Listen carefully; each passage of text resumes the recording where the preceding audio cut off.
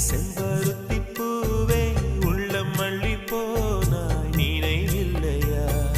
கண்கள் அறியாமல் கனவுக்குள் வந்தாய் மனசுக்குள் நுழைந்தாய் நினைவில்லையா உன்னை சுற்றி சுற்றி வந்தே நினைவில்லையா